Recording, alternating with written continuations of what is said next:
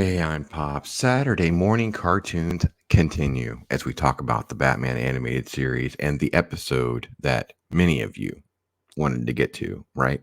The Joker. The Joker finally is added to the animated series universe. And isn't it really clever how we didn't get Joker in the first one, the second one, the third villain? We're like this far along in the series, and an episode 8 called Joker's Favor. And really, Joker is an antagonist, but it's really about a regular citizen being sort of like on the string of the Joker. It's sort of like the deal with the devil story. It's so good. The episode starts with a character named Charlie Collins. He's just a regular bloke, right? Just middle-aged dude, fat, balding, angry at the world, his life, his family has issues, things going on. He's in traffic, and the cops are speeding along. And he's like, the Batmobile starts speeding along, and then finally there's this car, and it kind of harasses at him a little bit, and then he kind of like rolls his window down and starts. And when the person rolls their window down, he sees it's the Joker. So he kind of slumps down, tries to play it cool, and the Joker goes behind him and then follows him on an off ramp, cuts him off, basically pins him down, and kind of just typical Joker, like the menace is there from the very moment we meet him. And basically, Charlie's like, I'll do anything, and the Joker just basically takes a note of it as a favor, like I take a note of it. And this all happens very quickly because the episode then jumps forward 2 years. And old Charlie, he thought he could get away, right? So he moved to a different town. He lives under the name Don. He has a family that's outside playing. Everybody's happy, blah, blah, blah. And then one day there's a phone call, right? Okay. So the episode has, the event is like a testimonial dinner, a tribute dinner for Commissioner Gordon, right?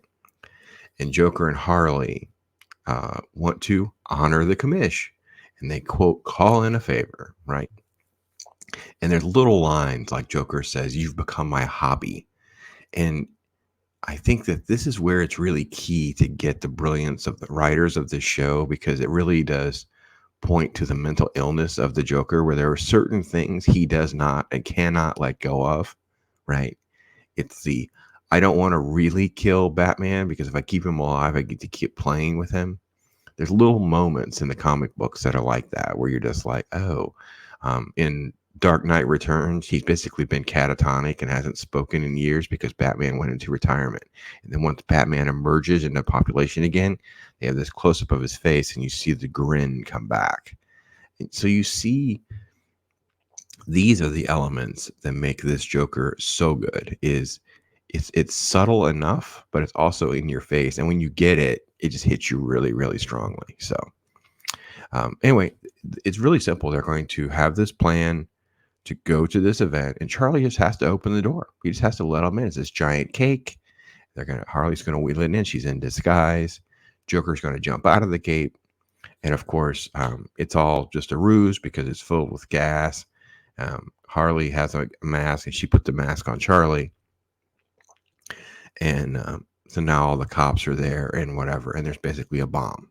Okay, but Charlie realizes that he's kind of got himself in over his head, and Joker has put glue. He's rigged the door so he can't get away. He's glued. He's glued to the door, and the Joker thing is just completely unhinged. So he panics. Well, there's this like thing that's hanging in the ceiling, and he turns it so it's almost like a bat signal, and that basically like kind of clues in Batman, basically, because Bruce was there but won't stay for the dinner. And that's where the contrivance comes in, right? Where Bruce was just happened to be there, also happened to be leaving, happened to see the symbol. Fair enough, but it's surrounded with the brilliance that makes everything go. So I love the fact that Joker is maniacal and crazy, but it also isn't like the best of the Joker that we're going to get. This is just a very small dose. It just shows how, though, he has a great disregard for even the regular citizens that he'll use as pawns and puppets in this master plan that he always thinks he's put together, right? And Batman arrives in time, grabs this bomb thing, shoots it out the window, which blows up the escape vehicle for Joker. So now he's trapped there, and Charlie explains the whole thing to Batman, who's fighting off the thugs, and goes after Harley, who's in disguise, and handcuffs her to a cannon, which is funny. Little things like that are done really, really well. And there's another bomb, right? And as Joker's leaving, he runs into Charlie, and Charlie actually punches the Joker, actually hits the Joker, right? And starts threatening him. And he has a bomb and says, look, we're going to blow each other up. And now Joker's starting to panic, like, oh crap, this dude's lost it. I actually broke him, right? And then, of course, Batman is around somewhere, right? So Joker's calling out to Batman for help, and you have the silhouette or whatever.